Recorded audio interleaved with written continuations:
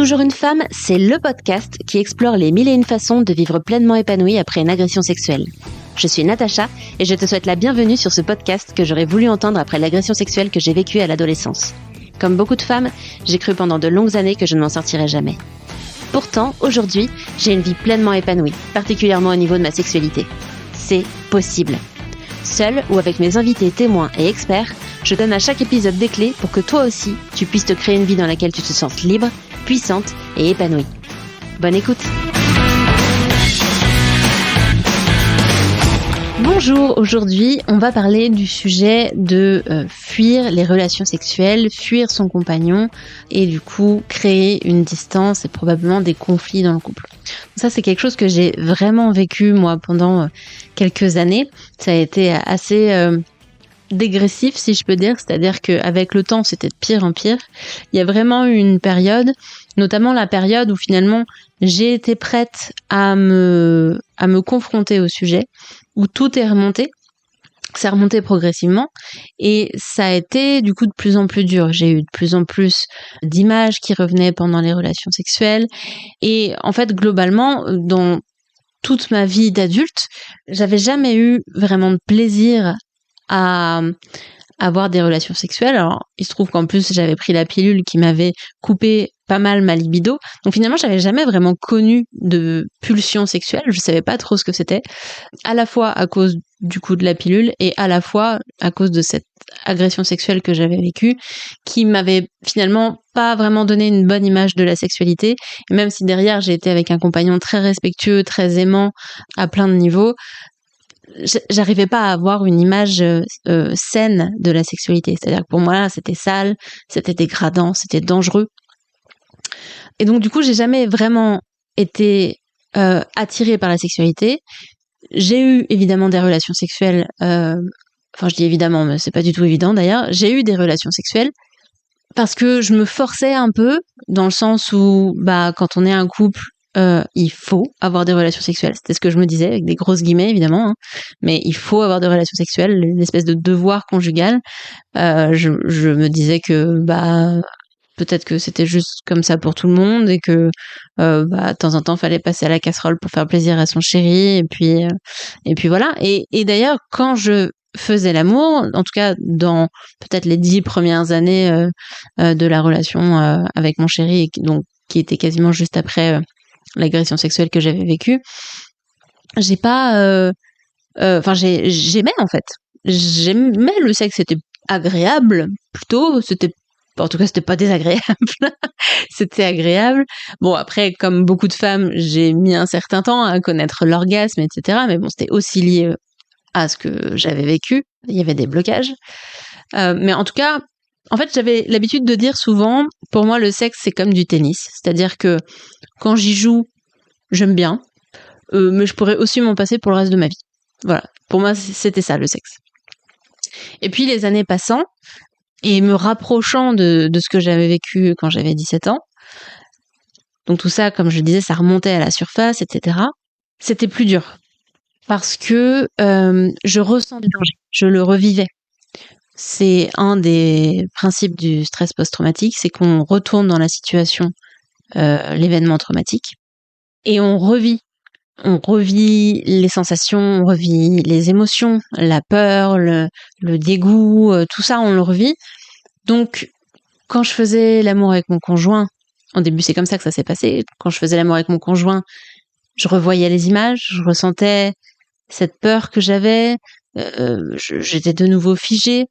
Donc ça créait en plus un espèce de cercle vicieux, c'est-à-dire que potentiellement, si mon chéri dépassait des limites sans le savoir, hein, c'est-à-dire sans vouloir me faire de mal, mais dans une relation, on sait jamais forcément où sont les limites à l'instant T de la personne. Le principe, c'est qu'on communique.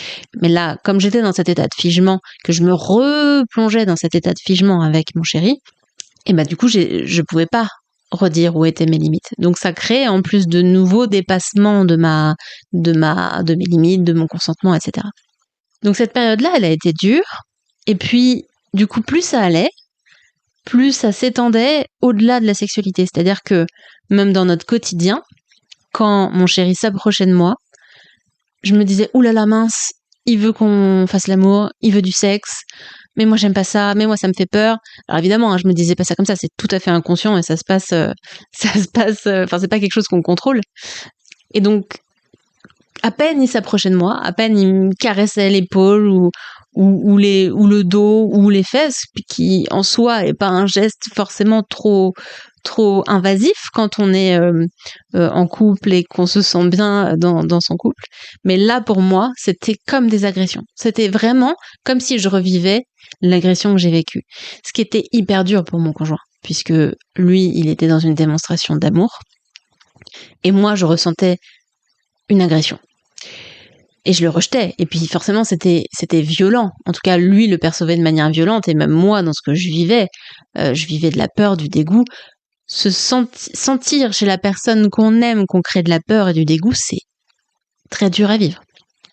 Et donc à ce moment-là, j'ai commencé à mettre en place, bon, en fait ça s'est fait progressivement, mais petit à petit, j'ai mis en place des stratégies très bien ficelées d'évitement. C'est-à-dire que, sans m'en rendre compte, je faisais tout pour ne pas me retrouver seule avec mon conjoint, pour que la possibilité qu'on fasse l'amour, qu'on ait des relations sexuelles, ne puisse exister.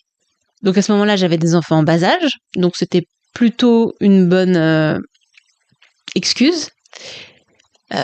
J'ai allaité mes enfants, je les ai allaités longtemps, donc il y avait toujours un bébé qui était collé au sein. Les enfants ont eu des problèmes de sommeil, donc je restais dans leur chambre pendant très longtemps, jusqu'à très tard.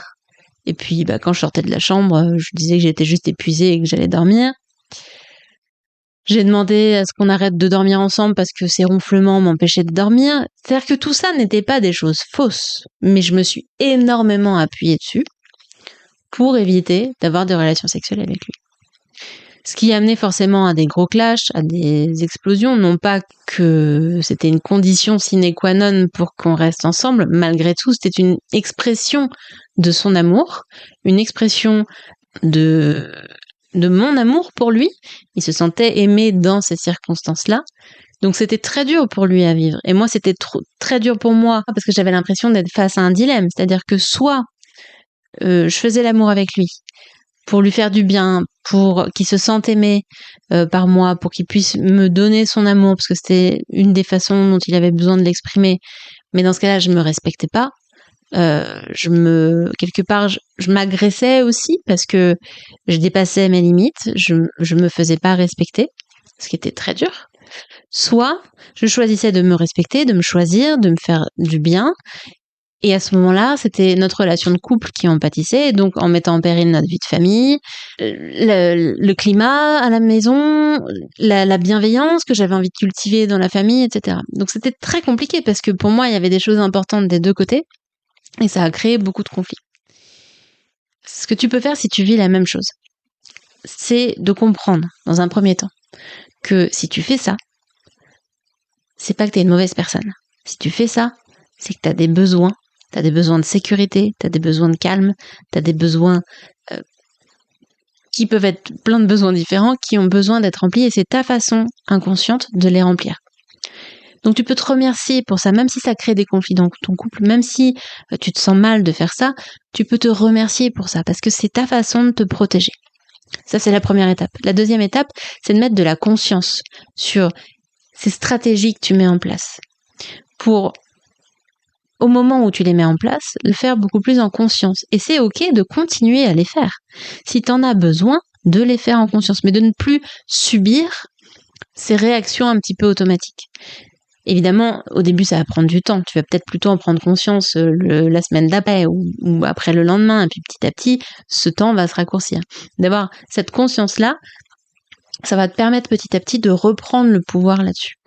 Et puis, dans un troisième temps, peut-être communiquer sur ce que tu as observé avec ton chéri, ton conjoint, ton compagnon, peu importe comment tu l'appelles, ton mari, pour lui expliquer ce qui se passe, pour que lui puisse te soutenir dans ta démarche, et puis, progressivement, de revenir étape par étape vers ce qui est ok pour toi, vers ce qui ne dépasse pas tes limites, vers ce qui va frôler ta limite, mais sans jamais la dépasser, pour pouvoir réouvrir le champ des possibles avec ton compagnon.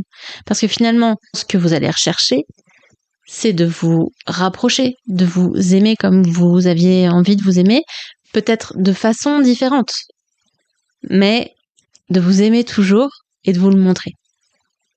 Voilà, j'espère que ça t'aide. Envoie-moi tes questions si tu en as encore sur le sujet ou sur d'autres sujets. Je me ferai un grand plaisir d'y répondre. Tu peux me contacter sur mon compte Instagram, toujours une femme, soit en story, soit en message privé. Et je lirai tous les messages que je reçois. J'y répondrai soit directement, soit en épisode de podcast. Je te dis à très bientôt. Ciao. C'est la fin de cet épisode. Je te remercie pour ta chaleureuse écoute. Si tu veux être informé des prochains épisodes ou en savoir plus sur comment j'aide les femmes ayant vécu une agression sexuelle à se créer une vie dans laquelle elles se sentent libres, puissantes et épanouies, rejoins ma newsletter sur toujoursunefemme.fr/newsletter. Tu retrouveras le lien en description. Je t'envoie tout mon amour et à très bientôt.